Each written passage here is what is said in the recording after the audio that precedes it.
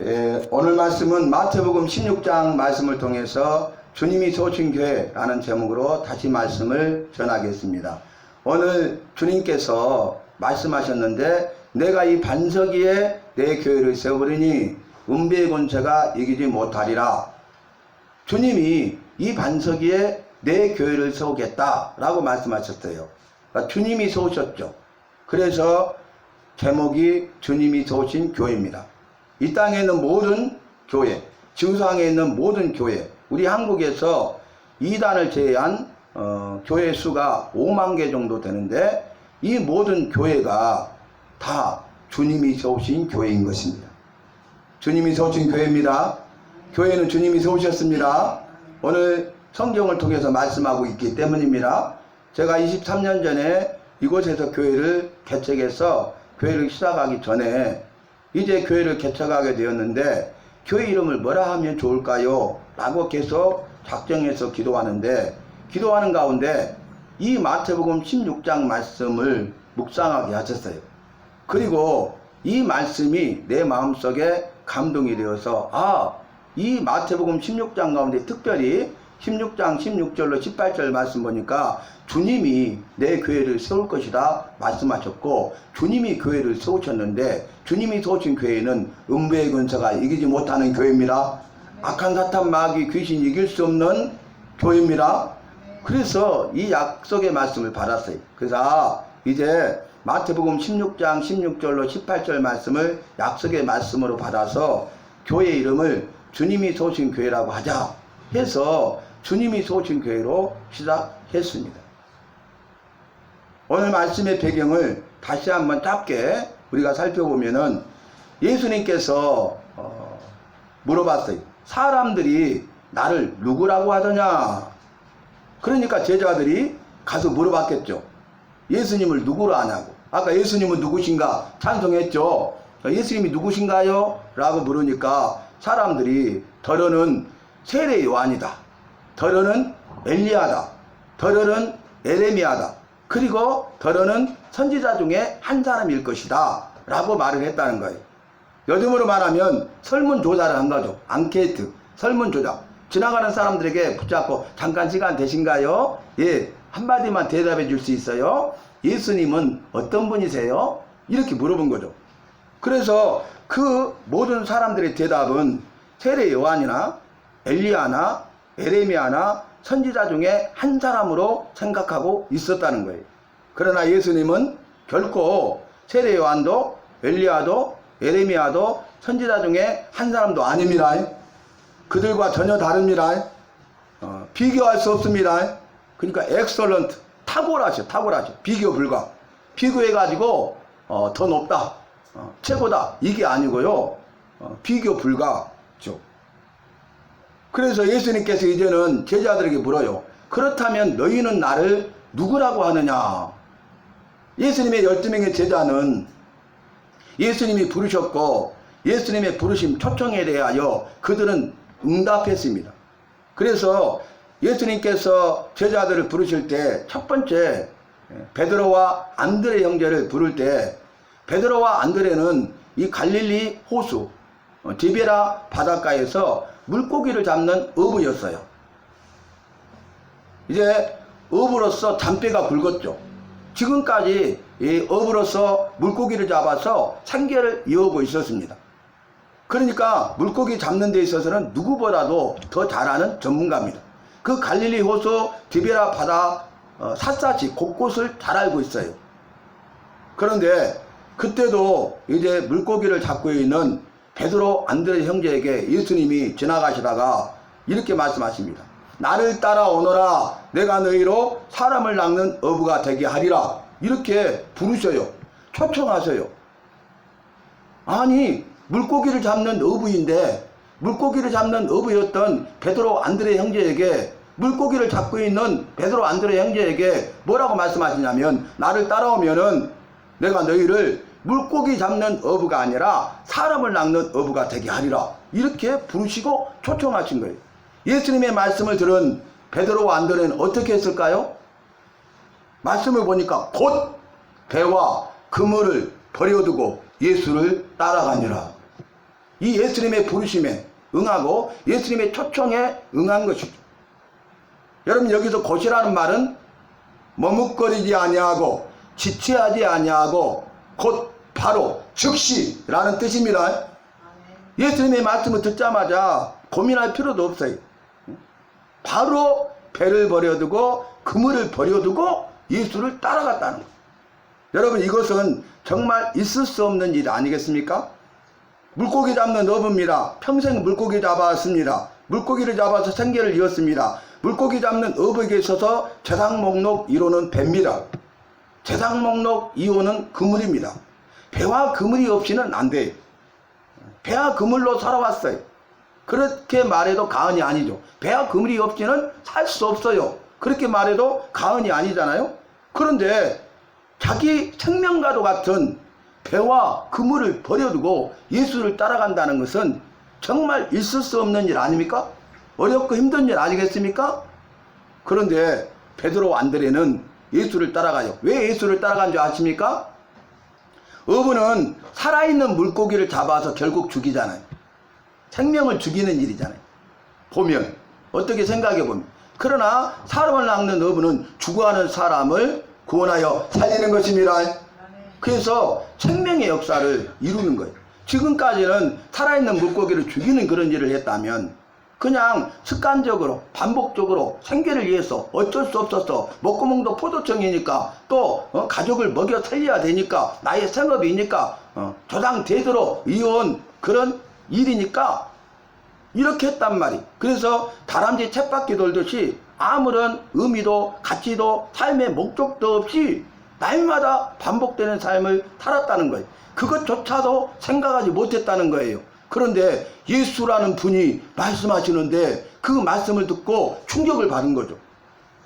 아니, 내가 물고기 잡는 어부였잖아. 그런데 사람을 낚는 어부가 되게 한다고? 여러분, 사람을 낚는 어부는 누구냐면 랍비입니다. 랍비. 랍비라는 말은 선생이란 말이에요. 이 이스라엘 나라 가운데서 가장 존경받는 인물 중에 한 사람이 랍비입니다. 랍비여, 선생님이여. 그래서 가장 최고로 존경을 받는 사람, 가장 높임을 받는 사람.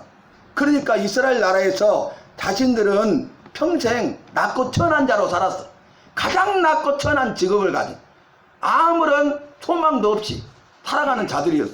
가장 낮고 천한 자리에서 살아온 그들에게 랍비와 같이 사람을 살리는 그런 일에 찜받게 하겠다고 하니까 요즘으로 말하면 신분 상승이죠. 그러지 않겠어요? 이것은 물고기 잡는 어부가 죽었다 깨어나도 랍비가 될 수 없다고요. 그때 당시에 그 상황에서는. 그런데 랍비와 같이 존경을 받고 최고로 높임을 받는 삶을 앞으로 살 수 있게 된다는 거예요. 지금까지 삶과는 전혀 다른 삶을 살 수 있는 거예요. 이제 새롭게 새 출발할 수 있다는 것입니다. 그래서 그들은 배와 그물이 자신의 목숨보다 더 귀하게 생각하고 배와 그물이 세상 목록 1호, 2호였음에도 불구하고 그것을 가감히 버리고 예수를 따라간 것입니다. 여러분, 그러면 이렇게 해서 12명의 제자를 불러요. 예수님께서 베드로, 안드레, 야고보, 요한, 빌립, 바돌로메, 마태, 도마, 야고보, 다데오, 시몬, 가룟, 유다. 12명을 제가 말씀드렸어요. 이렇게 12명을 예수님이 제자 삼아요. 그리고 그들이 예수님을 따라가면서 예수님께서 모든 기적을 행하십니다. 모든 병과 약한 것을 고치십니다. 마태복음 4장 23절 말씀 보면 예수님께서 행하신 일을 요약하는데 예수님께서 천국복음을 위해서 가르치시고 천국복음을 위해서 전파하시고 천국복음을 위해서 모든 병과 약한 것을 고치시니라 그랬어요. 근데 그 다음 때는 뭐라고 하십니까? 수리아와 온 갈릴리로부터 각색 병든 자들이 예수께 나오매 예수께서 다 고치시더라. 예수님께서 기적을 행하신 거예요. 그 기적의 현장 가운데 있었습니다. 그 기적을 함께 체험했습니다. 예수님이 누군가를 분명히 알게 되었습니다. 그리고 그뿐만 아니라 이제 마태복음 4장 23절에 그 모든 권능을 행하신 예수님께서 마태복음 9장 마지막 절과 10장 1절 말씀에 뭐라고 말씀하시냐면 예수님께서 제자들에게도 12명의 제자죠. 예수님께서 제자들에게도 모든 병과 약한 것을 고칠 수 있는 권능을 주시니라. 아멘. 그래서 예수님 한 사람이 천국 복음을 위해서 가르치고 전파하고 고치셨는데, 이제는 제자들에게도 권능을 주셔서 제자들도 예수님처럼 행하게 하신 겁니다. 12명의 제자도 예수님처럼 천국 복음을 위해서 가르치고 천국 복음을 위해서 전파하고 천국 복음을 위해서 모든 병과 약한 것을 고치게 하신 것입니다. 그래서 이 복음이 더 많이 만민에게 두루 전파돼요. 그래서 전파된 이 복음의 말씀을 통해서 자신의 죄를 깨닫고 예수님이 자신을 죄로부터 건지시고 죽음에서 살리신 하나밖에 없는 유일한 구원자로 알고 믿게 되어서 구원받고 구원받은 백성의 삶을 사는 사람들이 점점 많아진 것입니다. 한 사람이 하는 것보다도 이제는 12명의 제자와 함께 13사람이 하는 거예요. 여러분, 교회는 어떤 것입니까? 오늘 말씀 보니까 주님이 오셨습니다. 주님이 일하시고 역사하십니다. 주님이 기적을 행하십니다. 주님이 전파하시고 가르치시고 주님이 모든 병과 우리의 약한 것을 고치십니다. 주님이 도우신 교회를 통해서 이 일을 하십니다. 그 모든 것을 체험한 12제자에게 물어봤어. 그러면 너희는 나를 누구라고 알고 있느냐 하니까, 아니 웬걸 12제자가 꿀먹은 벙어리 묵묵부답이 아무 말도 못하는 거예요. 그때 예수님의 12제자 가운데 수제자인 베드로가 입을 열어서 답하기를, 주는 그리스도시요 살아계신 여호와의 아들이시니이다 라고 대답합니다. 그러니까 예수님이 바요나 시몬아 요나의 아들 바요나 요나의 아들 시몬아 네가 복되도다, 이것을 알게 한 것은 혈육이 아니라 성령이 이를 알게 하셨다, 이렇게 칭찬을 합니다. 복을 주십니다. 여러분, 예수님은 어떤 분이십니까? 주입니다.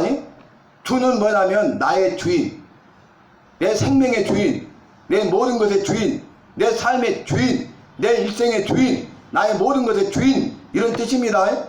그래서 예수님을 나의 주라고 고백하는 것은 예수님이야말로 내 삶의 주인임을 인정하는 것이고, 두 번째는 내가 그렇기 때문에 내 주인 대신 예수님의 종으로 앞으로 살겠다는 그런 고백인 것입니다. 지금까지는 내가 예수님을 알고 믿기 전에는 내가 내 삶의 주인이었어요. 그래서 자연자재하고 내 마음대로 살았어요. 나는 내가 할 수 있어, 내가 할 거야. 그런데 죄만 지어요. 모든 것 돌아보면 죄뿐이라. 내가 지은 죄가 이루 셀 수 없이 많습니다. 내가 지은 죄가 무섭고 더럽고 추합니다. 무시무시한 죄를 범했어요. 내 죄가 드러나지 않았기 때문에 내가 이렇게 있는 것이지, 내가 지은 내 죄가 다 드러난다면 내가 어떻게 살 수 있겠습니까? 그 장본인이 바로 우리고 그 장본인이 바로 나예요. 내가 지은 죄를, 다른 사람들은 모르는 그 죄를 나는 알고 있어요. 그런데 내가 지은 죄를 나만 알고 있는 것이 아니라 나를 만드신 여호와는 더 잘 알고 계십니다. 왜냐하면 여호와께서 나를 만드셨기 때문에 그래요. 나의 모든 것을 속속들이 다 하십니다. 내가 내 태부를, 내 모든 장기를 내가 내가 너를 만들고, 그래서 부모의 태중에서 있다가 부모를 통해서 이 땅에 태어나게 했다. 이게 성경의 증거예요. 나를 만드신 분은 여호와시고 나를 태어나게 하신 분은 부모님이에요. 부모님이 나를 만든 것이 아닙니다. 부모님이 나를 만들었다면 시험관 아기를 해도 아기를 낳지 못하는 것을 어떻게 설명할 수 있겠습니까? 제가 교회 개척했을 때 몇 개월 돼도 안 했는데 두 분이 딱 저녁 예배 때 오셔서 예배를 드리시더라고. 근데 그날 본문이 말씀 순서에 따라 이렇게 정하니까 태의 문을 닫아버려. 그러니까 아이를 못 낳아. 근데 다시 여호와께서 태의 문을 여니까 아기를 낳아요. 그 본문이었거든요. 그걸 전하는데, 아니 잘 예배 드리던 두 분이 뒤에서 그 말씀을 전할 때 그때 막 이렇게 하면서 막 웃어. 피식피식 소리는 안 나는데. 그리고 말씀이 끝났는데 예배 끝나고 잘 오셨습니다 그랬더니 그분들이 서울에서 친척집 방문했대요. 근데 그 두 분 중에 한 사람이 뭐 10몇 년 동안 아이를 갖고자 했는데 아이를 갖지 못했다는 거예요. 근데 태의 문을 닫아서 그럴까? 그 태문을 열면 내가 아이를 가질 수 있다고 이런 생각이 드니까 옆에 사람도 잘 알잖아요. 그래서 말을 하니까 내가 아이를 낳을 수 있겠어? 그래서 그랬다고? 하니까 이렇게 웃는 거예요. 근데 제가 그러시냐고 하면서 안수 기도를 해드리고 뭐 다음에 또 못 오실 수도 있지만 기도 제목을 쓰고 가시면 제가 날마다 기도를 하겠다고 그랬더니 기도 제목 쓰고 가셨어요. 근데 나중에 얼마 있다가 아이를 임신했어. 할렐루야. 그래서 그분들도 아니 엄마 아빠가 나를 만들었지 뭐 하나님이 만들어 그랬는데 이제 알게 된 거예요. 여러분 나를 만들었기 때문에 나의 모든 것을 아시고요. 나보다 나를 더 잘 아시는 분이 여호와심이라. 내가 나를 잘 알아요. 누구보다도 잘 알아요. 나보다 나를 더 잘하는 사람이 없어요. 이 땅에는. 그런데 살다 보면 말씀드렸죠? 내 마음 나도 모르겠어. 너가 왜 이러지? 그럴 때가 있죠. 그럴 때가 많이 있잖아요. 그런데 내 마음 나도 모르는데 내 마음을 나보다 더 잘 아시는 분이 있는데 나를 만드신 여호와심이라. 예수님을 주라고 고백했어요. 베드로가 예수님을 주라고 고백하면서 나의 주인이시고 나는 당신의 종입니다. 이런 고백을 한 거예요. 그 다음에 나의 주인 대신 예수님은 그리스도십니다. 왕이십니다. 제사장이십니다. 선지자십니다. 왕의 시대, 왕중왕, 만왕의 왕, 영원한 왕이십니다. 예수님은 제사장이시되 대제사장이시고 대제사장이시되 영원한 대제사장이시고 예수님은 선지자로 말씀드리는데 선지자는 하나님께로부터 말씀을 받아서 그 말씀이 있는 그대로 제대로 가감하지 아니하고 백성들에게 선포하고 전하는 사람이 선지자인데 예수님의 말씀이 바로 여호와의 말씀입니다. 예수님의 말씀은 권세와 능력이 있더라. 그래서 서기관들과 바리새인들이 말씀에 능한 자들이잖아요. 말씀을 다루는 전문가들이잖아요. 그런데 예수님께서 말씀하시니까 예수님의 말씀을 듣고 뭐라 하면 예수의 말은 권세가 있더라고요. 권세가. 자기들도 인정하는 거예요. 우리하고 말하는 것과 다르다. 권세가 있구나. 권위가 있구나. 오소리티. 권위가 있다는 거예요. 권능. 능력이 있어서 살아 역사하고 변화시키고야 만다는 거예요. 그래서 성경에 그렇게 기록하고 있지 않습니까? 자, 오늘 베드로가 주는 그리스도시요 그 다음에 살아계신 여호와의 아들이십니다 라고 정확하게 고백했습니다. 여호와의 아들, 독생자, 하나밖에 없는 독자 그 예수님을 여호와께서 나를 만드셨기 때문에 죽고 멸망당해서 영원한 감옥에 지옥에 들어가 영원한 형벌과 고통을 당하게 된 나를 그러기도 불쌍히 여기시고 긍휼히 여기신 것입니다. 긍휼은 뭐냐면 불쌍히 여기시고 도와주기 원하는데 도와주는 게 긍휼이에요. 여호와의 자비와 긍휼이 무궁하심으로 우리가 멸망당하지 않는 것입니다. 여호와는 자비와 긍휼이 무궁하지 한이 없어요. 끝이 없어요. 자비와 긍휼이라고 했어요. 여러분 자비란 말 아시죠? 대자 대비하다. 들어보셨죠? 자비. 근데 자비는 불쌍히 여기서 도와주기를 원하는 게 자비야. 불쌍히 여기서 도와주기 원해. 그게 자비예요. 긍휼은 뭔지 아십니까? 불쌍히 여겨서 도와주기 원하는데 도와주는 것이 긍휼입니다. 긍휼이 더 큽니다. 여호와께서는 나를 만드셨기 때문에 내가 죽고 망하여 지옥 형벌 받는 것을 볼 수 없기 때문에 내가 죄를 지어서 죽게 되었음에도 불구하고 내가 여호와의 은혜를 잊어버리고 망각하고 기억하지 아니하고 감사치 아니하고 오히려 원망불평불만하면서 대적했음에도 불구하고 나 같은 죄인을 긍휼히 여기신 것입니다.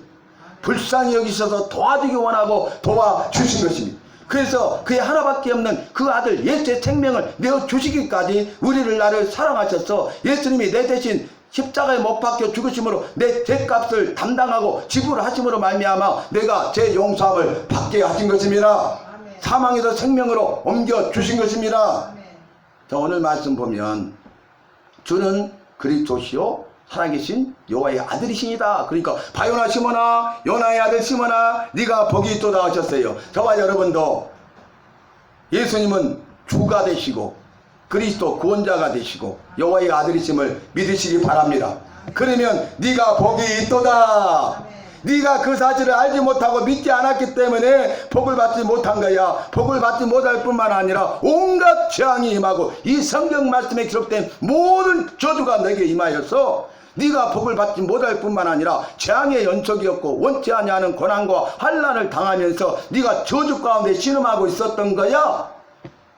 그런데 지금까지 그 사실을 알지도 못하고 살았다. 악한 사탄 마귀 귀신은 본래부터 거짓말장이고 거짓의 아비여서 거짓말로 우리를 속여서 넘어지게 만든 거예요. 그래서 속은 줄도 모르니까 억울한지도 모르고 살아온 거예요. 그런데 예수님을 알고 믿고 보면은 이게 악한 사탄 마귀 귀신이 우리를 속여서 이렇게 만들었구나 라는 걸 생각하면 너무나 억울한 삶 아니었습니까? 억울한 세월 아니었습니까? 그런데 예수님을 믿으면 음부의 권세가 이기지 못합니다. 사탄의 권세가 예수님을 이기지 못합니다. 사탄의 권세가 주님의 소천계를 이길 수가 없습니다. 그래서 모든 재앙은 물러가고 교제의 결박이 다 풀어나고 주님이 주시는 복을 받아 누리게 되는 것입니다. 주님이 소천계 그 이름과 같이 기도하고 있어요. 주님, 이름과 같이 약속과 같이 말씀과 같이 주님이 세워주세요. 그리고 주님이 세우신 이 교회를 통해서 수많은 교회를 세우게 해주세요. 23년 동안 기도했는데 금년 3월 4일 영역회복본부 장소를 주시고 이 일이 계속 진행되고 있습니다. 그리고 영역회복본부 센터가 세워져서 계속 일주일에 2번씩 진행하고 있고 오늘 또 오후에 영육체험을 하게 됩니다. 기적의 건강법이라는 것을 통해서 수많은 사람들이 고침을 받고 있습니다. 말씀드렸듯이 고관절이 아파서 수술을 받아야 되는데 상의하러 왔다가 그 정도는 치료가 가능해요 해서 치료하면서 다 나와버렸어. 가신 분들은 아시죠? 그 어르신? 그런데 놀라운 것은 이번 주 화요일 날 그분이 이런 말을 하는 거예요. 목사님 또 감사해요. 뭘 또 감사해요. 그랬더니 이 머리에 막 여러 가지 머리에요 많은 게 났었거든요. 진물도 나오고 많은 게 있었어. 근데 내 머리 좀 보세요. 하나도 없이 다 사라지고 꼬들꼬들해요. 아멘. 여러분, 치료는 제가 주님이 주신 지혜로 하지만 낫게 하신 분은 여호와십니다. 신속과 완벽한 치료가 임합니다. 기적이 이루어집니다.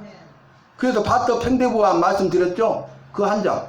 우리 영역회복본부 한국지부 강산지사 제1센터가 세워졌잖아요. 지금 3주 진행했잖아요. 오늘 가면 4번째 진행이 돼요. 센터들이 1센터, 2센터, 3센터 세워질 것이고 세계 선교를 가면 그곳에서 체험을 하게 돼서 하고자 하는 목사님들, 현지인 목사님들이 있으면 그곳에 1센터, 2센터, 3센터를 세울 거예요. 예를 들어서 필리핀에 세워진다. 그러면 영역회복본부 필리핀 지부가 되는 것입니다. 이런 일들을 주님이 하고 계십니다. 바터 팽대부가 어디라고요? 여러분 췌장암이 무서운지 아시죠? 생존율도 낮고 통증이 심한 줄 아시죠? 췌장과 담도와 그 밑에 있는 12장을 간으로 연결하는 이 세 개의 간이 바터 팽대부예요. 근데 그곳에 암이 왔잖아요. 너무 고통스럽고 통증을 견딜 수 없잖아요. 그런데 그분이 오셨고 그분이 치료를 받으면서 통증이 사라지고 잠을 못 잤는데 깊은 잠을 자게 된 것입니다. 놀랍죠 여러분? 이건 설명할 수 없는 일 아니에요? 뜸을 통해서 주님께서 이러한 위대한 일을 행하고 계십니다. 저는 이 교회를 시작해서 23년 그리고 청년 때 한 4, 5년 했기 때문에 29년째 이 한방사역을 하면서 기적의 건강법을 이제 임상을 통해서 정립을 하고 그동안 많은 분들을 치료해 주다가 기도의 응답으로 영역회복본부가 시작되었습니다. 이제 이게 체계가 잡히고 있기 때문에 지금은 예약제로 하기 때문에 많은 분들을 모시지 않고 있잖아요. 그리고 이제 좀 더 체계가 되면은 우리가 창립 예배를 드릴 겁니다. 우리 모든 성도님들 함께 가셔서 또 은혜를 받으시고 또 우리 주님이 소천케 주신 비전이 있는데 운명의 권세가 이기지 못합니다. 믿음으로 우리는 승리합니다. 승리하는 교회입니다. 그래서 놀라운 것은 행복한 요양병원에서 70명 정도 예배를 드리잖아요. 그래서 행복한 요양교회, 그 다음 암일, 암요양교회, 우리 주님이 세우신 교회, 이해되시죠? 그래서 우리가 1층 60평 이상으로 이전하게 되면은 휠체어 타는 분들도 우리가 2층이라 못 오시잖아. 엘리베이터에서 못 오시잖아. 근데 우리는 엘리베이터 있는 건물이 아니라 이런 땅을 주셔야 독립된 공간을 주셔야 이 영역회복본부를 그곳이 교회가 되고 식사 교제를 하고 그 다음에 건강지구로 식사한 다음에 치료를 바로 할 수 있는 그런 사명을 감당해야 돼. 우리가 지금 전도하고 있고 한 분 한 분 오고 계시는데 잘 뿌리를 내리고 정착하시면 한 가족이 됩니다. 또 우리가 이러한 일에 함께 동참하게 됩니다. 은혜아복과 생명을 누리게 됩니다. 이러한 은혜아복과 생명을 누리는 일에 함께 동참하여서 합력하여 선을 이루는 여기 예배 드리는 우리 모두가 되시기를 주님의 이름으로 부탁합니다.